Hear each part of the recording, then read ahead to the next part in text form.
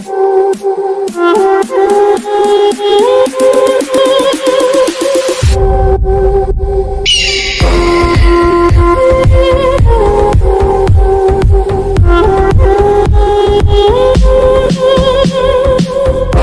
नमस्कार, मी डॉक्टर किशोर पाठक, मानद वन्यजीव रक्षक, छत्रपती संभाजीनगर वन विभाग। माझ्यासोबत आहे इथे आमचे सर्पमित्र आणि निसर्गमित्र श्री नितेश जाधव आणि श्री अशोक साबळे, वनरक्षक, पिरवाडी, करमाड विभाग। तर आज आपण इथे ही जी जंगल कॅट जिला म्हणतात, म्हणजे जंगली रानमांजर म्हणू शकतो आपण हिला, रानमांजर सोडायला हा जो विभाग आहे आपण बघतात सध्या शेंद्रा MIDC वगैरे, हा सगळ्या वन्यजीवांचा हे आहे, अधिवास असलेला आहे। इथे नेहमी आम्ही वेगवेगळे प्राणी आत्तापर्यंत रेस्क्यू केलेले आहेत। त्यामध्ये उद मांजर आहे, साळींदर आहे, रानडुकरंसुद्धा आहेत, नीलगाई आहे, हरिण आहे, चितळसुद्धा आम्ही रेस्क्यू केलेलं इथे। आणि आता ही रानमांजर आहे। तर मित्रांनो, ही रानमांजर एका कंपनीमध्ये आली होती।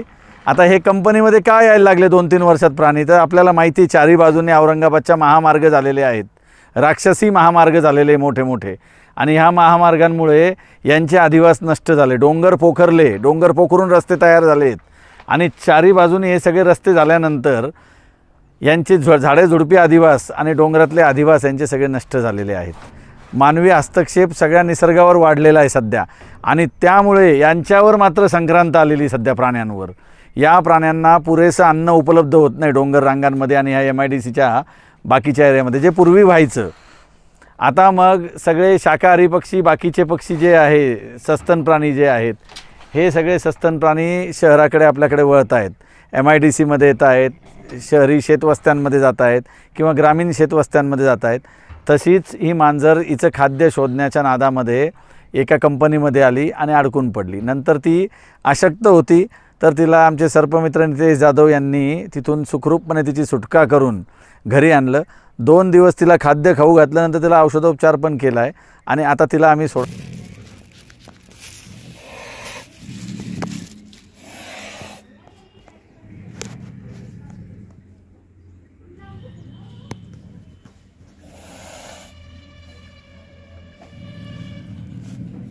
सोडायला आणलेलं आहे। तर ही रानमांजर जी असते आपल्या मांजरीपेक्षा थोडी मोठी असते, शिवाय हिचा जो फर असतो, हिचा कोट जो असतो त्वचेवर, जो याचा तो युनिफॉर्म असतो, त्याच्यावर कुठलेही ठिपके नसतात। आपल्या मांजरीपेक्षा म्हणजे तोंड निमुळतं आणि तब्येतशीर अशी मांजर असते ही। हिचे पंजे, हिचे पाय अत्यंत मजबूत असतात उडी मारण्यासाठी। ही झेप घेऊन आणि उड्या मारून सुद्धा शिकाऱ्यांची शिकार करते, म्हणजे पक्ष्यांची आणि इतर प्राण्यांची शिकार करू शकते। तिचे कानसुद्धा बघा तुम्ही, त्या ही रानमांजरची आहे, हिची व्हरायटी ऑफ फूड आहे। आपल्या घरातल्या मांजरांनी याच्यापेक्षा थोडी वेगळी ती, तिचे कान मोठे असतात, तोंडही निमुळतं असतं आणि थोडी लांबीने जास्ती असते। तर नर हे मादीपेक्षा मोठे असतात आकाराने, आणि रंगत आपण आता बघताच आहात। तर ही मांजर जी आहे, सरडे, पाली, उंदीर, ससे, सस्तन प्राण्यांची पिल्लंसुद्धा ही खाते, फळंसुद्धा खाते, ही खरकटं अन्नसुद्धा ही खाते, खाटिकांनी फेकून दिलेले जे आतडे तुकडे वगैरे मासाचे ते सुद्धा ही खाते, आवडीने खाते। त्यामुळे कुठेही जगू शकते। तलाव, झुडपी जंगल, मानवी अधिवास, डोंगराळ भाग सगळीकडे ही मांजर बघितली जाते। आणि निसर्गातला अत्यंत सुंदर प्राणी, कॅट फॅमिलीमधला, आपल्याला माहिती वाघसुद्धा कॅट फॅमिलीतलेच आहे, त्यांच्याच कुळामधला हा एक छान जीव आहे। आणि आज आपण इथे त्याला निसर्गामध्ये मुक्त करत आहोत।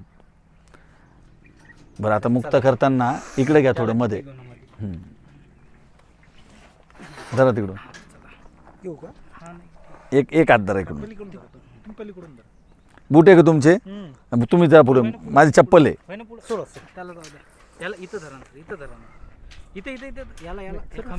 आता वैजापूरचा बिबट्या सोडायला गेलो होतो आम्ही त्या गवतळ्यात, बरं का, अशा गाडीवर पिंजरा ठेवला, अरे ते उतरल्यावर पाहू राहिलं ना कोण कोण कुठे बसलेलं आहे गाडीच्या टपावर, अरे भलतं अवघड। दोस्तों आप देख सकते हैं इस टाइप का ये जंगली कैट, जो बहुत जंगल कैट, इस प्रकार का ये जंगल कैट होता है दोस्तों।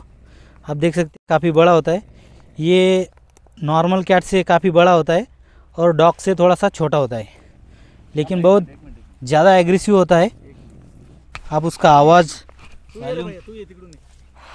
वो सब सुन सकते हैं आप।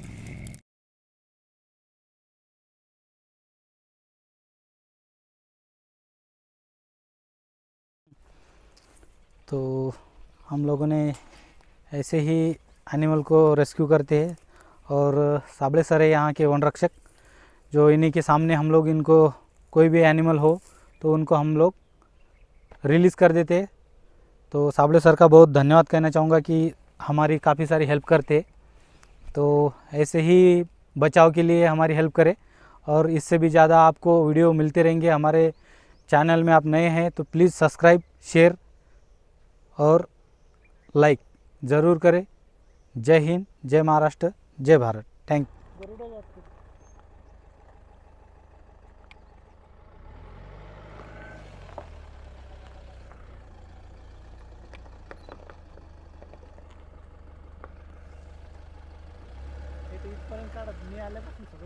बरं केलं तुम्ही, बरं केलं ते फार.